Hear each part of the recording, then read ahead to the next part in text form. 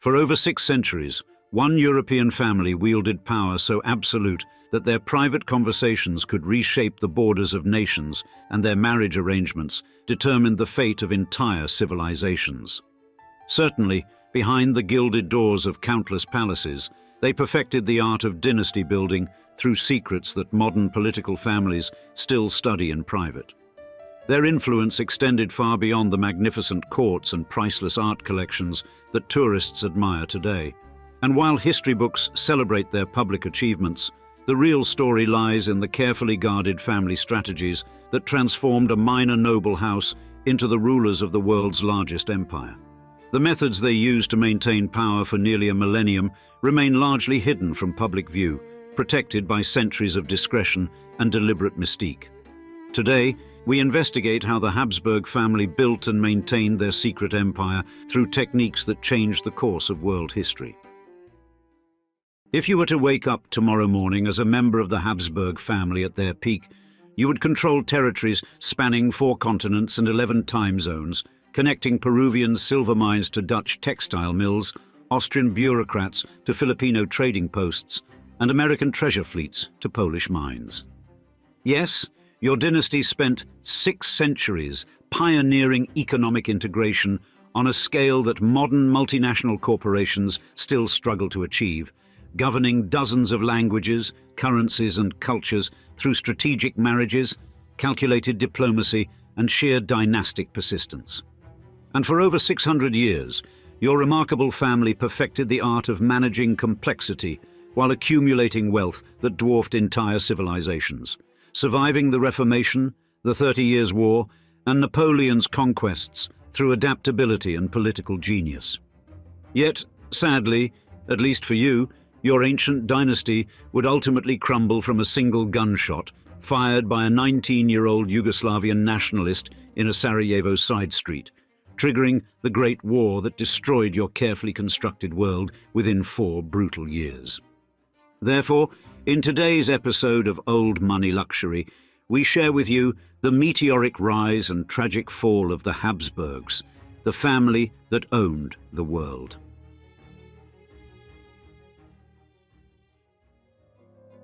In 1918, bank clerks in Vienna discovered 200 pieces of Habsburg jewelry hidden in a vault where they had molded for nearly a century, forgotten treasures of a dead empire. These glittering remnants, emeralds the size of quail eggs, diamond parures that could buy entire provinces, represented mere pocket change compared to what the dynasty once controlled. Charles V presided over history's first truly global empire, one famously described as territories on which the sun never set. The Spanish treasure fleets feeding his treasury operated for over 2 centuries, from 1566 to 1790, creating the world's first intercontinental supply chain of precious metals. During Charles's reign alone, 15 million ducats worth of bullion flowed into imperial coffers, though inflation devoured value as borrowing costs skyrocketed from 17 to 48%. Yet the real money came from Europe itself. The Low Countries produced 7 times more revenue than all the Americas combined. Every ducat funded Charles's perpetual wars against France and the Ottoman Empire, while enriching the banking dynasties of Genoa, Augsburg, Seville, and Antwerp, who financed imperial ambitions.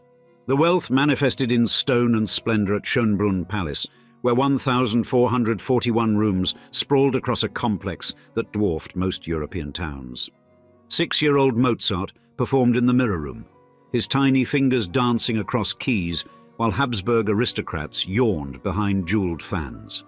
The Millions Room featured rosewood panels inlaid with precious Indian and Persian miniatures, each worth more than a merchant's lifetime earnings. 176 hectares of manicured gardens surrounded the palace, complete with the Neptune fountain and the Gloriette Pavilion surveying Vienna like an architectural crown. The Hofburg complex layered Gothic foundations with Baroque additions and Rococo flourishes, each generation of Habsburgs adding their architectural signature to the imperial seat.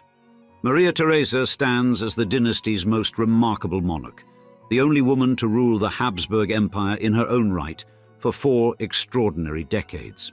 While defending her inheritance during the War of Austrian Succession, she somehow found time to bear 16 children, including the doomed Marie Antoinette. Franz Joseph I endured the longest reign, 68 years of watching his empire slowly fossilize, while personal tragedies accumulated like dust on unused throne room furniture. His son Rudolf shot himself at Meiling in 1889, his wife Elizabeth fell to an anarchist's blade in 1898, his nephew's assassination at Sarajevo would detonate the Great War. The 1902 flight of Crown Princess Louise and Archduke Leopold to Switzerland scandalized Europe, their desperate escape from what Louise called the straitjacketed life of Habsburg duty. Officials branded Louise's passion for André Giron as a pathological state of emotional agitation, the diagnosis itself revealing how the dynasty medicalized any deviation from dynastic obligation. Charles I spent his final years in Madeira exile, dying at 34, while his widow Zita donned mourning black that she would wear for 67 more years. Today, Karl von Habsburg manages $15 million, while his son Ferdinand wins races at Le Mans. Their fortune, a rounding error compared to ancestral wealth. But the Habsburgs didn't begin with palaces and treasure fleets. Their story started with an Alsatian count named Guntram, whose ambitions exceeded his modest fortress.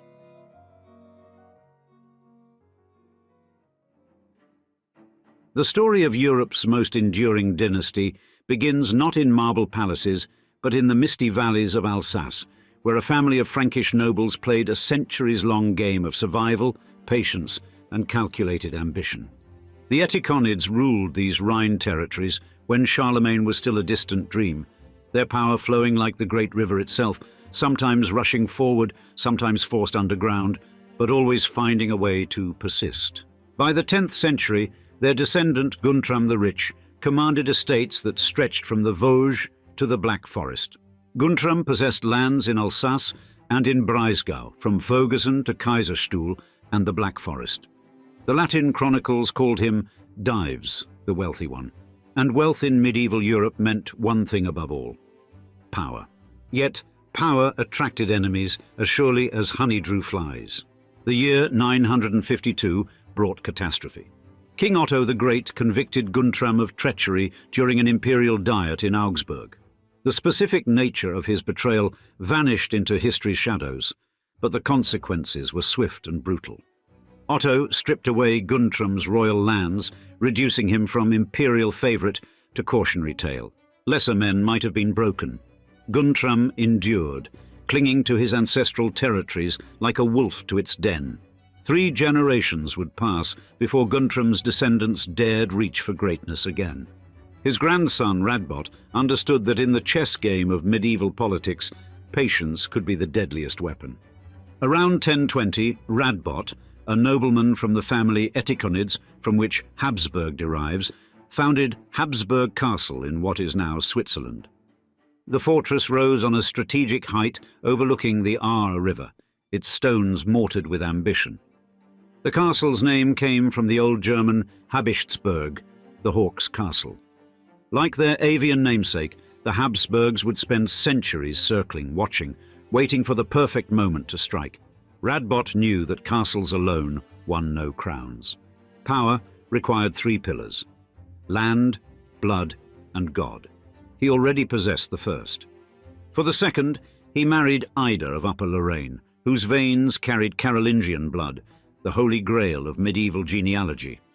For the third, he founded Muri Abbey in 1027, creating a spiritual fortress to match his temporal one. The abbey served multiple purposes in Radbot's grand design. Monasteries controlled vast estates, preserved knowledge, and most crucially, recorded history. The chronology of the Muri Abbey, written in the 11th century, states that Guntramnus Dives, Guntram the Rich, was the progenitor of the House of Habsburg. By controlling the scribes who wrote the chronicles, the Habsburgs could shape their own narrative for posterity. For 2 centuries after Radbot, the family pursued a strategy of calculated modesty. Each generation added territories through marriage, purchase, or patient inheritance. They served the empire faithfully, earning rewards without attracting envy. They were hawks, content to feast on mice while eagles fought over carrion. This patience would be tested and rewarded in the person of Rudolf, born at Limburg Castle in 1218. By the standards of his time, Rudolf inherited substantial holdings across Alsace, Aargau and Breisgau. Yet, compared to the great princes of the empire, he remained what his enemies would later mock him as a poor count. Rudolf possessed something more valuable than vast estates: the ability to read the currents of power and position himself accordingly. But Rudolf's triumph represented merely the opening chapter in a saga of matrimonial chess moves and territorial acquisitions that would transform Swiss counts into global emperors. The Holy Roman Empire in 1273 resembled a corpse being fought over by wolves. For 23 years since Emperor Frederick II's death, the throne had been disputed, sold, and abandoned. This great interregnum had reduced the mightiest institution in Christendom to a hollow shell.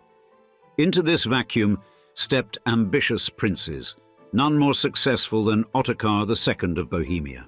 Ottokar embodied everything the German princes feared: brilliance wedded to ambition, backed by Bohemian silver mines. He had swallowed Austria, Styria, Carinthia, and Carniola into his growing empire. When he rode to battle, chroniclers claimed 20,000 knights followed his banner.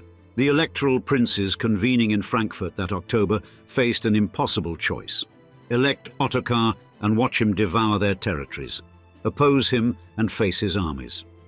Then someone proposed a third option: Rudolf of Habsburg. Rudolf's election on October 1st, 1273, seemed perfect to the electors. At 55, he was old enough to be manageable, wealthy enough to be credible, and theoretically weak enough to be controlled. They saw a useful puppet. They gravely underestimated their man. Rudolf understood that legitimacy required three confirmations: the princes, the pope, and the sword. The princes he had. For papal blessing, he renounced imperial claims in Italy and vowed to lead a new crusade. Pope Gregory, desperate to end imperial chaos, granted recognition. That left the sword. Ottokar's reaction was predictable contempt.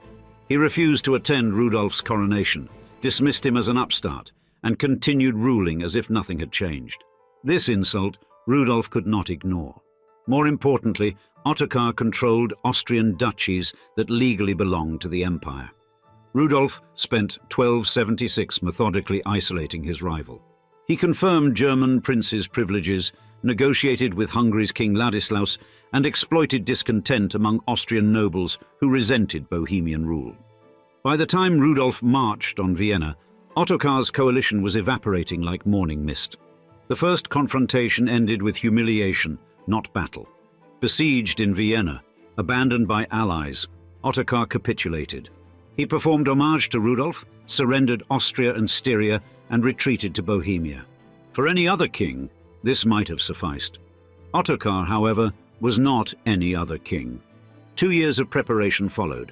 Ottokar rebuilt his armies, secured Polish allies, and convinced Duke Henry of Bavaria to switch sides.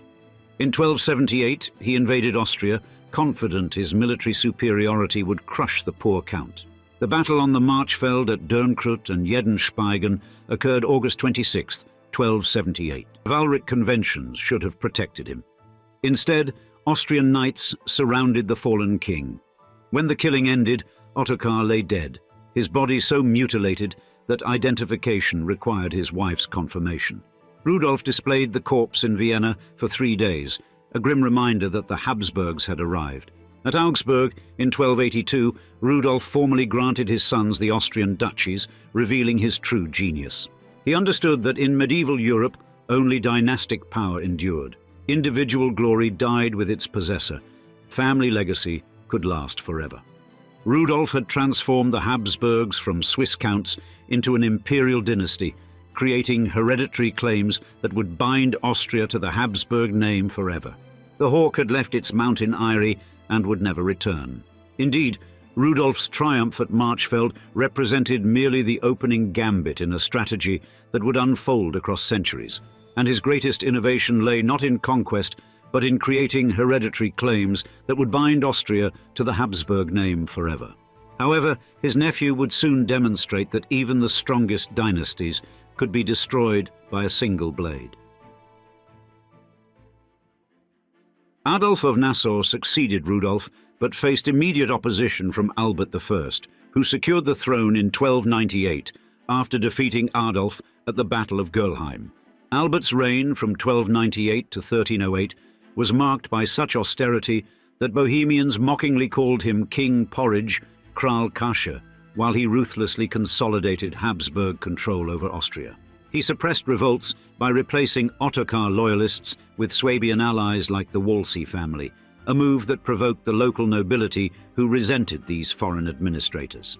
His 1306 attempt to install his son Rudolf III as Bohemian king collapsed after the Přemyslid line's extinction, exposing the limits of Habsburg ambition. The most shocking moment came in 1308, when Albert's own nephew, John Parricida, murdered him near Brugg, Switzerland, avenging his exclusion from Austrian lands under the Rheinfelden Treaty of 1283. This assassination destabilized the dynasty completely, allowing the Luxembourg family to secure the imperial crown with Henry VII's election, while the Habsburgs retreated to their Austrian base. Albert's sons, Frederick the Fair and Leopold I, faced immediate territorial losses, including Swiss territories that fell to the Confederation after their defeat at the Battle of Morgarten in 1315. Frederick the Fair's dual election as German king in 1314 alongside Louis IV of Bavaria ignited the German Civil War that would rage from 1314 to 1325. Defeated at Mühldorf in 1322, Frederick was imprisoned but later co-ruled with Louis under the 1325 Treaty of Trausnitz, a compromise that weakened Habsburg imperial claims. Frederick's death in 1330 left the dynasty dependent on strategic alliances, notably with the Tyrolean Menhardins, to retain control over Carinthia and Carniola. Albert II stabilized the dynasty between 1330 and 1358 through legal codification and economic reforms that rebuilt Habsburg authority from the ashes of civil war. His Privilegium Maius of 1358 forged a distinct Austrian identity by granting privileges like primogeniture succession to prevent the territorial partitions that had weakened the family. He established the Hofrat or Court Council as a precursor to centralized governance while persecuting Jewish communities during the Vienna Gezera of 1420, confiscating wealth to fund military campaigns against Hussite rebels. Leopold III expanded westward from 1365 to 1386, acquiring Tyrol through marriage to Viridis Visconti and extending Habsburg influence into Swabia. His 1379 Treaty of Neuburg partitioned Habsburg lands into Albertine and Leopoldine branches, a division that would persist until 1490. Though Leopold's death at the Battle of Sempach in 1386 halted southward expansion. Frederick III revived Habsburg fortunes through symbolic politics during his reign from 1440 to 1493, achieving the last imperial coronation in Rome in 1452 to reassert Habsburg legitimacy. His motto, Aeiou, meaning Austriae est imperare orbi universo, encapsulated renewed dynastic ambition, while his 1487 victory over Matthias Corvinus at Wiener Neustadt ended Hungarian incursions and set the stage for his son Maximilian's marriages that would unite half of Europe under one crown. The 1867 Ausgleich created a dual monarchy that privileged German Austrians and Hungarians while marginalizing Slavic populations, planting seeds of resentment among Czechs, Slovaks, and South Slavs that would bloom into revolution. By 1914, the empire's 11 official nationalities had developed competing aspirations, with Serbs in Bosnia-Herzegovina seeking unification with Serbia and Czech intellectuals like Tomáš Masaryk advocating independence. The Habsburg bureaucracy's ethnic categorization in censuses and schools inadvertently solidified nationalist identities, turning administrative tools designed for control into political weapons aimed at the empire's heart. Economic disparities between regions intensified these tensions as Austria's GDP per capita reached $3,016 in 1910, while Galicia languished at $1,554. Hungary's feudal land structure left 60% of peasants landless, creating a powder keg of social unrest that threatened the empire's agricultural heartland. The Pragmatic Sanction of 1713, originally designed to ensure unified inheritance, became obsolete as industrialization widened gaps between Austrian and Hungarian economies. Post-1867 tariff policies favored Hungarian grain exporters but stifled Bohemian industrial growth, creating a 27% wealth gap between Czech and German regions by 1910. World War I exposed Habsburg strategic incompetence when the 1914 invasion of Serbia cost 28,000 casualties in just 3 weeks.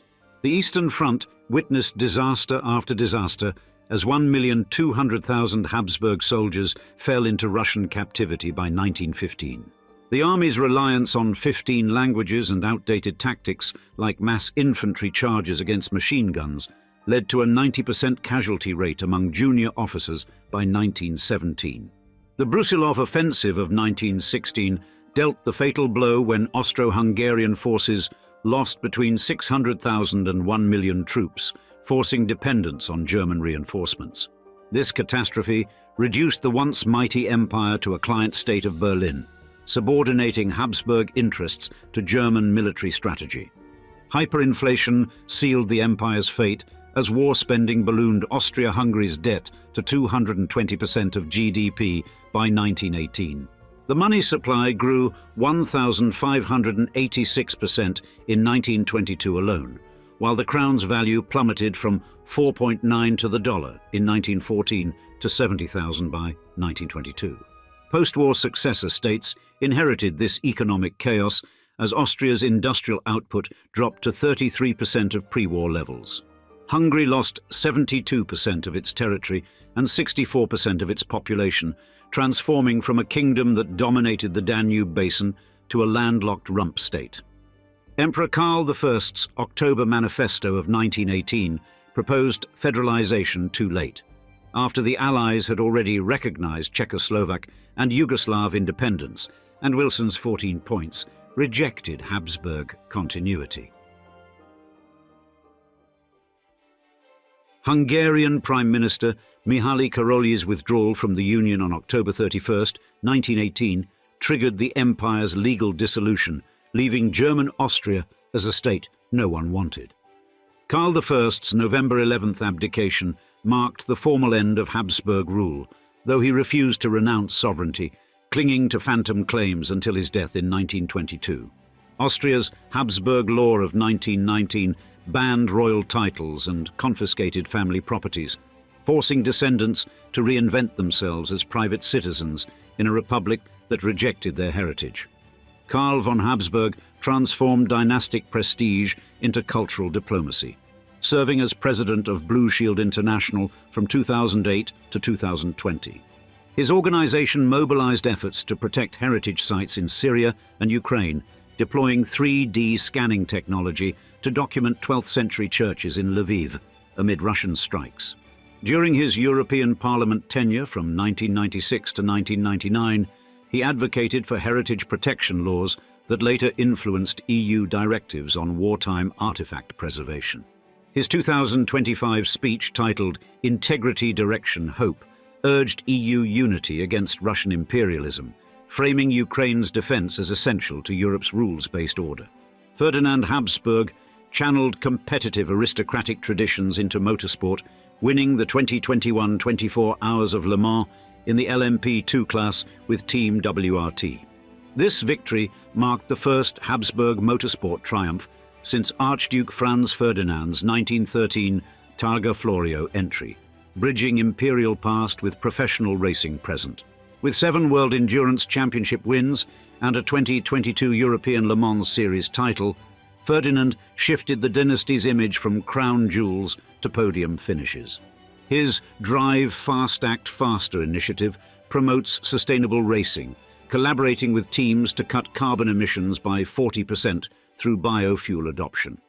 In 2024, Ferdinand signed a multi-year contract with Alpine Endurance Team worth over $2 million annually, competing in the hypercar class despite a lumbar fracture from testing crashes. Eleanor Habsburg merged aristocratic legacy with haute couture after walking for Dolce & Gabbana's 2018 Fashion Devotion collection featuring papal tiara-inspired handbags. Her 2023 Imperial Reflections jewelry collection incorporated micro-engraved Habsburg crests into Art Deco pieces, selling out within 72 hours at Vienna's Dorotheum auction. Gloria von Habsburg, born 1999, advocates for neurodiversity rights, leveraging EU platforms to reform special education policies across member states. The Order of the Golden Fleece, which Karl oversees, now includes tech leaders like Elon Musk, reflecting updated chivalric ideals focused on environmental stewardship rather than territorial conquest. A 2024 Austrian poll showed 62% of citizens recognized Karl as a cultural ambassador, proving that ancient names can find purpose in modernity's fragmented landscape, while the family manages their $15 million fortune through Salzburg-based trusts. A fraction of their ancestors' wealth, but enough to maintain relevance in a world that no longer bows to crowns. Thus, from Guntram's Swiss mountain fortress to Charles V's global empire to Karl von Habsburg's cultural diplomacy, the dynasty that once commanded Spanish treasure fleets and Viennese palaces now races at Le Mans and protects war-torn churches, proving that true nobility lies not in crowns and scepters, but in the ability to transform with the centuries while keeping one's name alive in the hearts of Europe. At the crossroads of power and posterity, the Habsburgs forged monuments that redefined human achievement. Indeed, their palaces rose from European soil as expressions of absolute authority, where architectural perfection met imperial might in a dance of stone and grandeur. Here, in chambers where candlelight once flickered across priceless artworks, Europe's most powerful dynasty orchestrated the fate of nations.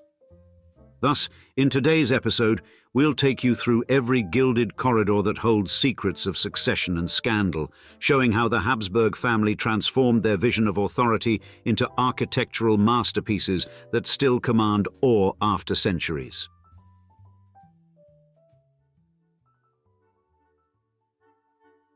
First on our list of legendary palaces of the Habsburg family is Schönbrunn Palace, a place that has often been compared to Versailles, and its scale, history, and artistic details reflect the cultural prominence of the Habsburg rulers. Situated in Vienna's 13th district, it was once the summer retreat for the imperial family. Construction began in 1696 under Emperor Leopold I, and Johann Bernhard Fischer von Erlach's original design set the stage for a Baroque masterpiece. Later, during Empress Maria Theresa's reign, renovations and expansions shaped the complex into what visitors experience today. These efforts, credited to Fischer von Erlach and Nicolaus Percassi, generated a building that blends opulent interiors with meticulous landscaping. A defining characteristic is its 1,441 rooms, only 40 of which are open to the public. They illustrate the grandeur of both Baroque and Rococo styles, as seen in areas like the Great Gallery, historically used for large receptions. The Millions Room, featuring rare rosewood and Mughal miniatures, and the Vieux-Lac Room, with sumptuous red and gold decor, emphasize the luxurious tastes of the imperial family. Another highlight is the Mirror Room, famous for hosting a 6-year-old Mozart's first public performance. Beyond the palace walls, visitors can explore gardens spanning 176 hectares, or 435 acres, laid out in the formal Baroque tradition. The Great Parterre, the largest open section, includes manicured flower beds and geometric patterns that form a striking visual corridor leading to the Neptune Fountain. This fountain's sculptural elements exemplify Baroque artistry. At the top of a gentle rise stands the Gloriette, a grand pavilion offering sweeping views of Vienna. Farther within the grounds is Tiergarten Schönbrunn, established in 1752 and recognized as the oldest zoo in operation. Emperors and empresses frequented this zoological garden, which remains a center for conservation and education. Schönbrunn's historical significance includes its role as the birthplace of Emperor Franz Joseph I in 1830. It was also central in the early life of Marie Antoinette, who grew up here before moving to the French court. Following the collapse of the monarchy in 1918, this palace opened to the public as a museum. Today, its brightly hued exterior, famously called Schönbrunn yellow or Habsburg yellow, distinguishes it from many other European palaces. This distinctive paint scheme, applied in the 19th century, replaced sections of the original Rococo facade and became a color strongly associated with imperial authority. In addition to its museum function, Schönbrunn hosts cultural events and concerts. Visitors are free to walk through selected rooms and meander through the extensive gardens, tracing the same paths once reserved for royalty. This palace remains a major landmark for Vienna, drawing millions of guests each year. Its layered architectural history, lavish decorations, and celebrated gardens highlight the Habsburg influence on Europe's artistic and political landscapes. Schönbrunn's enduring allure captures a period when royal patronage and Baroque design flourished, connecting present-day admirers to centuries of imperial tradition.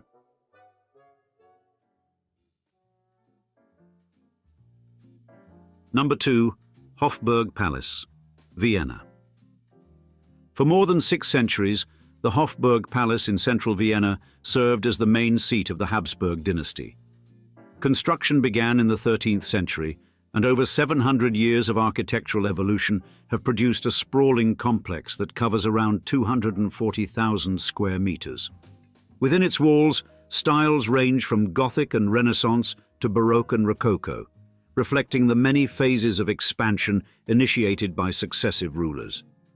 Today, it continues to be a focal point of Austria's identity, housing the official residence of the President of Austria and the Austrian National Library. One of the most popular attractions at the Hofburg is the imperial apartments, which invite visitors to step into the private chambers of Emperor Franz Joseph and Empress Elizabeth, better known as Empress Sisi. These rooms present a snapshot of how the imperial family lived, highlighting personal tastes and day-to-day customs. Another draw is the Sisi Museum, where more than 300 items bring Empress Elizabeth's story to life. Among the noteworthy exhibits are replicas of her Hungarian coronation gown, mourning jewelry worn after her son's tragic death, and a reconstruction of her railway sleeping car. Together, they convey the public adoration for a figure often portrayed in literature and film. The Imperial Treasury is another essential stop. Here, visitors can see the crown jewels of both the Holy Roman Empire and the Austrian Empire, including the imperial crown, orb, and scepter. These objects underscore the scope of Habsburg authority. The collection also features a legendary narwhal tusk, once mistaken for a unicorn horn, and the agate bowl from late antiquity, which was linked to medieval myths about the Holy Grail. This treasury preserves tangible connections to centuries of European history and myth. Adjacent to these regal exhibits is the Spanish riding school, renowned for its Lipizzaner horses and classical dressage performances. The Baroque winter riding school, constructed between 1729 and 1735, stages events that date back to courtly traditions of the 16th century. Both locals and visitors gather to witness the precise maneuvers that define high school horsemanship, underscoring the institution's long-standing dedication to equestrian artistry. Though much of the Hofburg's function has changed, a timeless charm remains. Seasonal highlights like the traditional Christmas market have taken place here since 1935, and the Austrian National Library's historic hall stands out as one of Europe's finest literary spaces. This library's ornate interior preserves volumes that illuminate scientific, artistic, and philosophical strides made during the Habsburg era. Taken as a whole, the Hofburg complex demonstrates the breadth of imperial influence. Art, ceremony, and governance converged in these corridors, leaving behind a legacy visible in architectural layers and collections of priceless artifacts. The palace allows modern observers to consider how politics, culture, and daily life blended within the vast network of Habsburg power.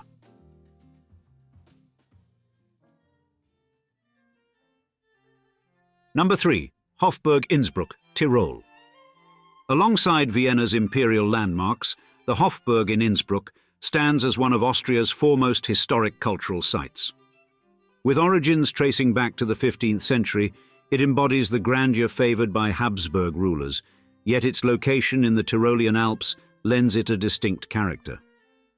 Initial construction is credited to Archduke Sigmund the Rich, who began raising the core structure in late Gothic style.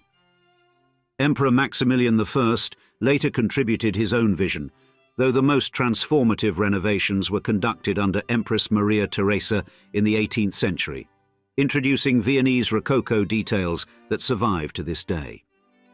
Among the palace's main attractions is the Giant's Hall, recognized as Western Austria's grandest banquet room.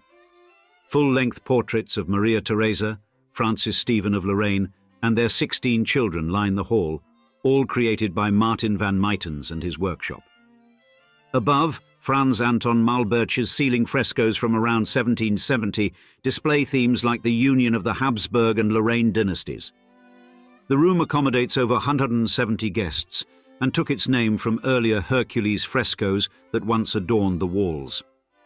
These visual statements reveal how rulers cultivated an image of prosperity and continuity through art. Another highlight is the Empress Elizabeth apartment, returned to its 18th century appearance with appropriate furnishings. Visitors can see a salon, a study, a dressing room, and several bedrooms, each painted in different hues that reflect the late 19th century aesthetic. This area offers a closer look at daily imperial routines, from personal grooming practices to the design preferences popular during the Habsburg monarchy's twilight years. The palace further houses a Habsburg portrait gallery along its ceremonial staircase, featuring depictions of emperors from Joseph I through Franz Joseph I. These images capture a dynasty's lineage and evolving identity across 2 centuries.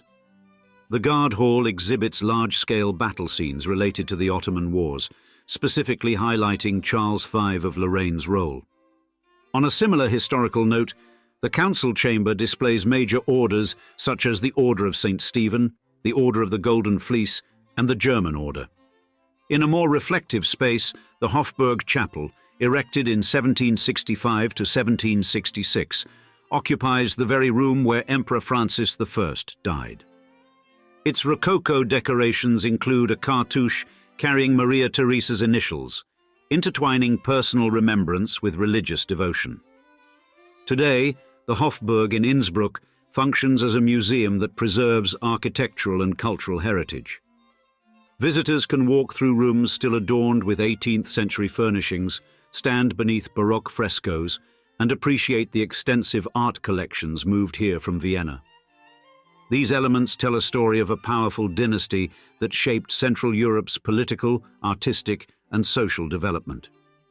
By combining alpine scenery with imperial extravagance, the Hofburg Innsbruck provides an unconventional lens on Habsburg history and the family's lasting impact.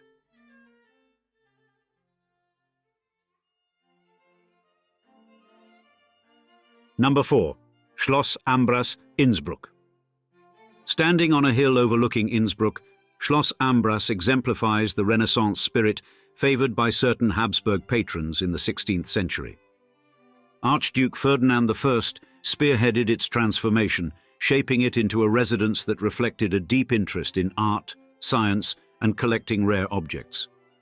The structure's foundations go back to the 10th century, but it was under Ferdinand II that an extensive Renaissance redesign took place between 1563 and 1595. Today, it is affiliated with the Kunsthistorisches Museum in Vienna and remains a place where art meets architectural innovation. One of the best-known features is the Spanish Hall, a light-filled ceremonial space approximately 43 meters long and 10 meters wide. 33 arches line its sides, and it displays 27 portraits of Tyrolean rulers, each set against a background of allegorical themes and mythological references. The hall also hosts concerts and events, including the Ambras Castle Concerts, and programs for the Innsbruck Festival of Early Music.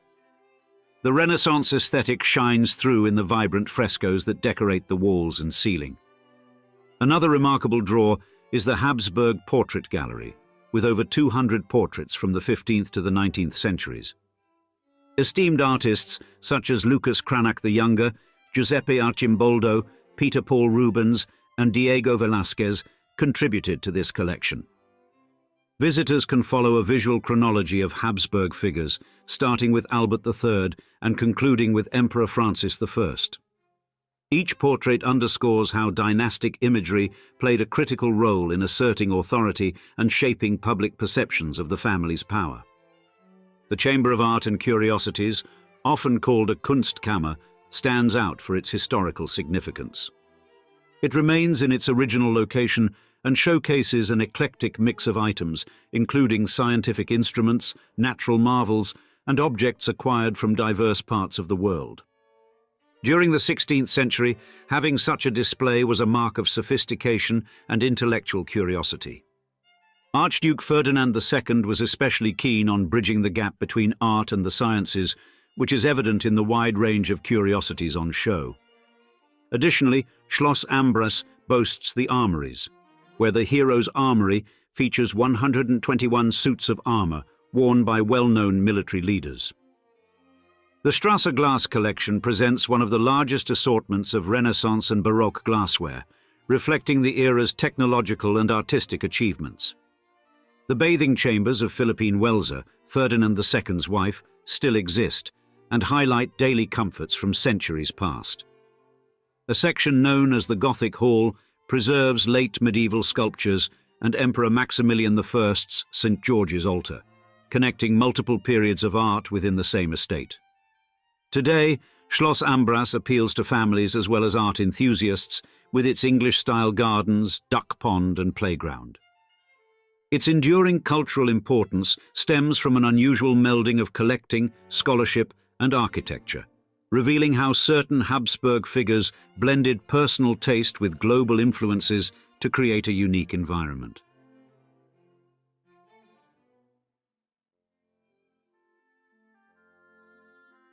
Number 5. El Escorial, Spain.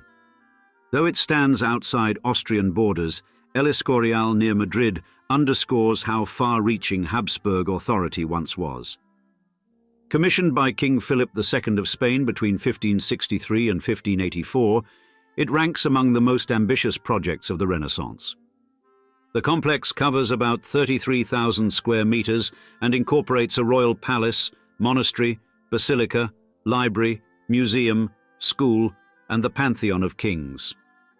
Its original design is said to mirror descriptions of Solomon's Temple, and the floor plan forms a gridiron shape that commemorates the martyrdom of St. Lawrence. These architectural details led some observers to call it the eighth wonder of the world. The royal palace section served as the principal residence of Spanish monarchs. Philip II's private apartments there reflect his religious fervor, featuring a window that allowed him to attend Mass from bed when gout rendered him immobile. Visitors can also see the Hall of Battles, adorned with frescoes illustrating key Spanish victories. This room underscores the dynasty's efforts to weave together faith and military power, an approach visible throughout the entire structure. Meanwhile, the monastery portion was originally entrusted to Hieronymite monks, though it is now managed by the Order of St. Augustine. This religious hub holds a legendary library that still houses more than 75,000 early printed books and manuscripts, including texts on esoteric subjects once studied with caution. Another noteworthy element is one of the most comprehensive reliquaries in Europe, which is open to public viewing on specific feast days. Royal patrons intended these displays to legitimize their rulership by highlighting their devotion and spiritual standing. Deep within El Escorial lies the Pantheon of Kings, where the remains of many Habsburg and Bourbon monarchs rest. In total, 26 marble sepulchres line this space, containing members of the royal lineage from Charles I onward. A pudridero, or decaying chamber, is used to allow remains to decompose before their final placement.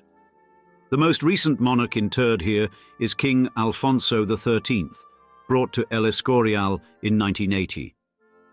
Visitors find it a solemn contrast to the building's more public areas, emphasizing the dynasty's lasting presence in Spanish history.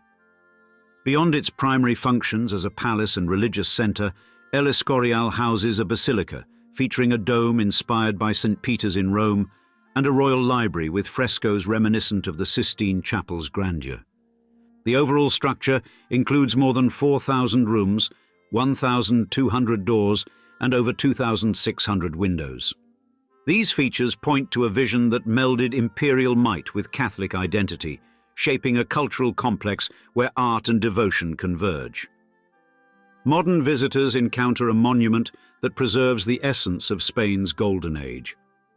Each hall, chapel, and gallery recounts the ways Habsburg sovereignty extended beyond Austria's borders and into the center of Iberian power. El Escorial remains a UNESCO World Heritage Site, celebrating the blend of spiritual ideals, scholarly pursuits, and royal ambitions that characterized Philip II's remarkable reign.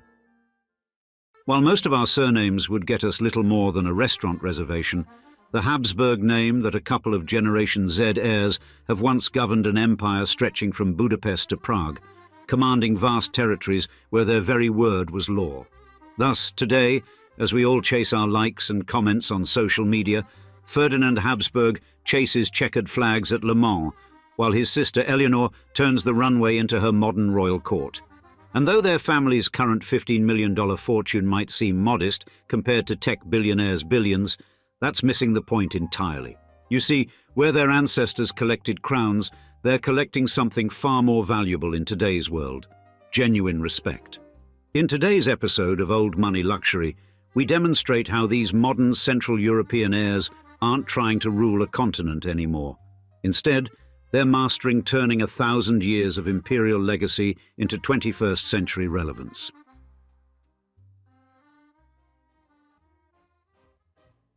In 2024, the Habsburg name still carries the weight of imperial legacy, with Karl von Habsburg, father of Ferdinand and Eleanor, maintaining an estimated fortune of $15 million through careful management of the family's remaining assets and business ventures. And his children, Ferdinand Habsburg Lothringen and Eleanor von Habsburg Lothringen, represent the Generation Z evolution of Europe's most storied dynasty, each carving out their own modern paths while maintaining connections to their historical heritage. The family's current holdings, while substantial, present a stark contrast to their ancestors' imperial possessions. Where the Habsburg Empire once controlled vast territories from Budapest to Prague, today's generation maintains a more diversified portfolio. Now, Karl von Habsburg's primary residence in Salzburg, Austria, serves as the family's modern base, a far cry from the 1,441 rooms of Schönbrunn Palace, but nevertheless befitting a family of their status. Ferdinand divides his time between racing circuits and his Austrian residence, while Eleanor balances life between Europe and her marriage into the D'Ambrosio family. And their income streams reflect modern aristocracy's adaptation to the 21st century. Ferdinand has established himself in the competitive world of professional racing, competing in the prestigious Le Mans 24 Hours and the DTM series. His racing career isn't merely a hobby. He's claimed notable victories, including the 2020 Le Mans LMP2 class win. Eleanor, meanwhile, has built a successful career in the fashion industry, securing contracts with prestigious houses like Dolce & Gabbana and establishing herself as a respected presence in European high society. Indeed, the transformation of Habsburg wealth from imperial magnitude to contemporary prosperity tells a story of remarkable adaptation. Their ancestor, Emperor Franz Joseph I, presided over one of Europe's great powers, ruling an empire that stretched across much of Central Europe. Today, while the family no longer controls vast territories or wields political power, they maintain significant social influence and have successfully translated their heritage into modern opportunity. The Habsburg name remains their most enduring asset, not as a tool for opening doors, but as a responsibility they carry into their contemporary pursuits. Yet the journey from ruling an empire to racing cars and walking runways represents more than just a change in profession. To understand how the heirs of Europe's most powerful dynasty adapted to life in the age of Instagram, we must return to the twilight of the Austro-Hungarian Empire, when their great-grandfather Emperor Karl I faced decisions that would reshape their family's future forever. The Habsburg dynasty emerged from an ancestral fortress, Habsburg Castle, built in what is now the Austrian canton of Aargau. First documented in the 11th century when Count Radbot used the castle's name, the family would grow from regional nobles into Europe's most powerful ruling house, though they would later move their seat of power to Vienna in the 13th century. Through centuries of strategic marriages and political maneuvering, the Habsburgs accumulated an unprecedented collection of crowns and territories. Their diplomatic approach to expansion was so successful that Matthias Corvinus, King of Hungary, reportedly quipped, "Let others wage war. You, happy Austria, marry," a phrase that would come to define Habsburg strategy. The family reached its greatest expansion of power during the reign of Emperor Charles V in the early 16th century. His empire encompassed vast territories including Spain, the Low Countries, and much of Central Europe, along with colonial possessions stretching from the Americas to Asia. This complex union of territories would later be divided between the Spanish and Austrian branches of the family. The Habsburgs' practice of intermarriage to maintain power became notorious, resulting in the distinctive Habsburg jaw that marked many family members. Yet this same marriage strategy helped them maintain their position as one of Europe's leading dynasties well into the modern era, even as other medieval ruling houses faded into history. The Austrian line continued to rule a vast empire until the end of World War I. The last Habsburg emperor, Charles I, abdicated in 1918, ending centuries of Habsburg rule in Central Europe. His son Otto, born in 1912, became crown prince in 1916, but would live most of his life in exile. In 1961, Otto formally renounced his claims to the Austrian throne, marking a decisive shift in the family's relationship with their former domains. Otto's marriage to Princess Regina of Saxe-Meiningen in 1951 produced 7 children, including Karl von Habsburg-Lothringen, born the 11th of January 1961. Karl's arrival coincided with a transformative period for European nobility, the same year his father formally renounced all claims to the Austrian throne. While Otto never officially reigned, he reshaped the Habsburg legacy through his work in the European Parliament and tireless advocacy for European integration. Karl grew up watching his father navigate the complex landscape of post-war Europe, where ancient titles held little formal power but considerable social influence. At the University of Salzburg, he pursued studies in law and political science, preparing for a role in modern European society. His marriage to Francesca Thyssen-Bornemisser in 1993 produced 2 children, Eleanor in 1994 and Ferdinand in 1997. A new generation of Habsburgs born into a world where their family's golden eagles had been replaced by the stars of the European Union. These children would soon discover that being born Habsburg in the 21st century meant inheriting not just a name, but the weight of 1,000 years of empire. Ferdinand and Eleanor von Habsburg forged paths their imperial ancestors could never have imagined. While previous generations commanded empires, Ferdinand found himself mastering race cars, emerging onto the professional racing scene in 2015. His early performances showed promise in Formula 4, where he began building the foundation for a serious motorsport career. His progression through racing's ranks proved methodical and determined. Competing in the FIA Formula 3 European Championship, he demonstrated that Habsburg talent could translate to the racetrack. His career expanded to include the FIA World Endurance Championship and Deutsche Tourenwagen Masters, culminating in a historic victory in the LMP2 class at the 24 Hours of Le Mans in 2021. A triumph earned through skill rather than birthright. Meanwhile, Eleanor established herself in the fashion world. Her aristocratic background and Habsburg name opened certain doors, but she proved her worth through professional dedication and authentic engagement with the industry. When she married Formula E driver Jerome D'Ambrosio in July 2020, she maintained her characteristic balance of public presence and personal privacy. Their father, Karl's dedication to cultural heritage preservation, particularly through his work as president of Blue Shield International, provided a modern framework for maintaining the Habsburg legacy. Rather than dwelling on past glories, he focused on protecting cultural treasures for future generations. demonstrating how ancient families could remain relevant in contemporary Europe. Both siblings developed distinct approaches to public life. Ferdinand embraced the visibility that came with professional racing, while Eleanor cultivated a more selective public presence. Their engagement with modern media reflected a careful understanding of their unique position, neither running from nor trading solely on their Habsburg heritage. The evolution of their careers demonstrated the family's remarkable adaptability. Ferdinand's racing achievements, particularly in endurance racing and DTM, proved that Habsburg determination could thrive in contemporary competitive environments.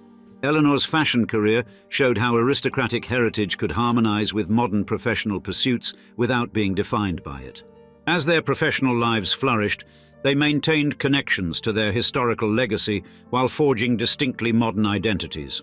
Their grandfather Otto had shown how the Habsburg name could remain relevant through engagement with contemporary European politics, and his grandchildren were proving equally adept at finding their place in 21st century society. Yet, as their careers accelerated, new challenges emerged. The digital age's demand for constant public exposure threatened the careful balance they'd struck between heritage and modernity. Social media's relentless spotlight began illuminating corners of their lives that previous generations of Habsburgs had kept carefully shadowed.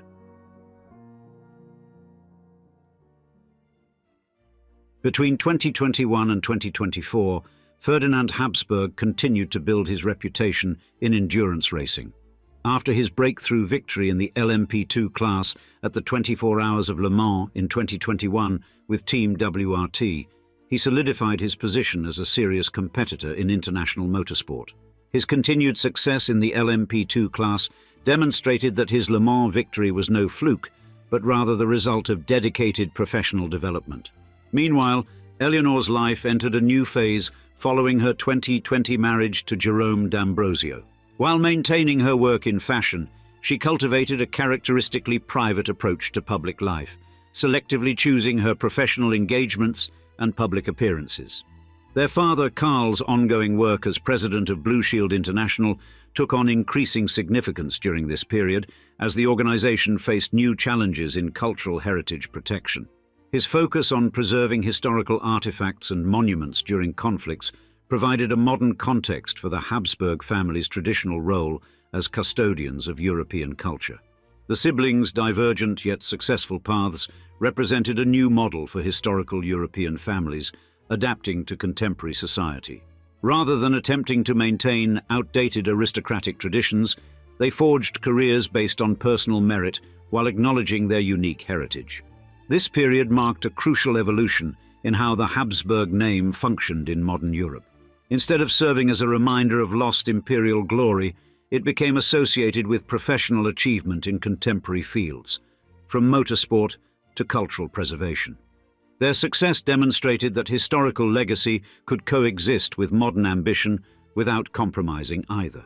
In 2024, the Habsburg siblings represent a striking case study in how Europe's oldest families can remain relevant in the modern world. Ferdinand continues his competitive driving career in the LMP2 class with Team WRT, his 2021 Le Mans victory, standing as proof that merit, rather than birthright, determines success in contemporary motorsport. Their father Karl's work with Blue Shield International offers a different model of maintaining historical significance. As president of the organization, he focuses on protecting cultural heritage during conflicts and crises, transforming the Habsburg tradition of cultural patronage into practical modern action. This work proves particularly relevant as Europe faces increasing challenges to its cultural treasures. The contrast between their current roles and their ancestors' positions reflects broader changes in European society. While their forebears ruled through inherited authority from Vienna's Hofburg Palace, today's Habsburgs navigate a world where individual choice and professional competence determine one's place in society. Their adaptation offers insights for other historical European families facing similar challenges. The Habsburg approach, acknowledging their heritage while pursuing contemporary careers, demonstrates how ancient names can find new meaning in modern contexts.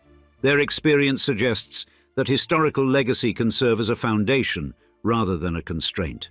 This transformation may represent the most profound change in the family's long history. From Holy Roman emperors to professional race car drivers, from imperial rulers to cultural heritage protectors, the Habsburg evolution mirrors Europe's own journey from hereditary power to meritocratic society. Yet questions remain about how such historical families will navigate future challenges.